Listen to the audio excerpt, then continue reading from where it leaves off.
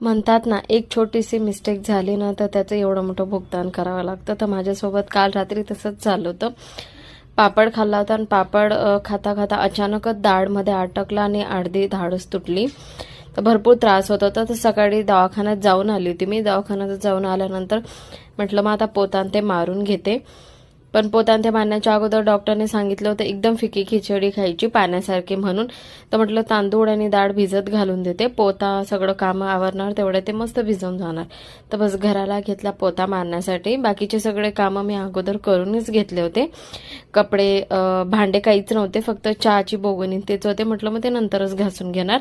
आणि पोता असं उखूड बसून कोण कोण मारता अजून पण मला कमेंटमध्ये सांगा हा. अजून पण आपल्या गावाकडच्या बाया उखूड बसूनच पोता मारतात, पण ते खूपच छान आहे, त्याच्याने एक्सरसाइज होते आपली. आणि हे मनी प्लांट मी माउंट आबूहून आणलं होतं चोरी करून. भरपूर छान प्लांट होते, तर ते छान ग्रो होत होतं. पण माझ्या बॉटलमध्ये लावलं होतं ना, तर काल माझ्याकडनं मिस्टेक झाली. मी त्याला ना उन्हामध्ये ठेवून दिलं होतं, म्हणजे सकाळीच ठेवलं होतं. मला माहीतच नाही पडलं ते कधी जळून गेलं. आता त्याला काढून मी कुंडीमध्ये लावणार आहे.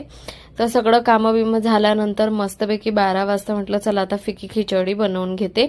तर त्याच्यासाठी फक्त मी मिरची आणि जिरं आणि राई सिंपल तडका लावला होता आणि भिजवली होती डाळ आणि तांदूळ. त्यांना मस्तपैकी वॉश करून घेतलं आणि बसतेच खिचडीमध्ये टाकलं.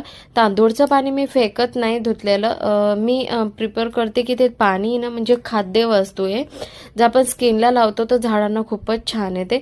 तर मी मनी प्लांटच्या झाडाला पाणी टाकते, त्याच्याने प्लांटला खूप शाईन येते आणि ग्रोथ पण छान होते मनी प्लांटची. तर बस. आणि सकाळी मुलांना मी कोंब फोडलेलं मठ होते ना, त्यांना फक्त नमक आणि हळद आणि तिख्यामध्ये मिक्स करून दिलं होतं. तर त्याला पण गरम करून काढून घेतलं मी, थोडंसं उरलं होतं. तर इथं माझी खिचडी पण रेडी झाली होती.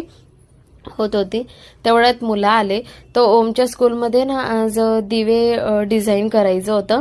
तर उर्वीने तिला तिचे मोती दिले होते, तर ओम त्याच्या फ्रेंडला देऊन आला. आणि ओमला मी बोलली तो दिवा चालणार नाही, कारण तो दिवा फुटून गेला होता. पण जिद्दी तर जिद्दी, मुलं ऐकत नाही, खूप गुस्सावून गेला होता तो. तर काही नाही, कसं तरी म्हणून त्याला पण जेवण करायला बसवलं. फायनली जेवण करायला बसली मी. ह्याच ताटामध्ये घेतलं जेवण.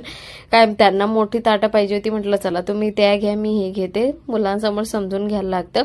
हाऊसफुल 4 मूवी बघता बघता मस्त जेवण एन्जॉय केलं. आणि आमचा ओम, मी नेहमीप्रमाणे सांगते, कपडे घालणं आवडत नाही त्याला जेवताना. तो नाहीच घालत कपडे. रात्री कपडे ते घातलेले राहतात दुपारी म्हणून. बस हाच व्लॉग इथंच संपवते. भेटूया पुढच्या व्लॉग.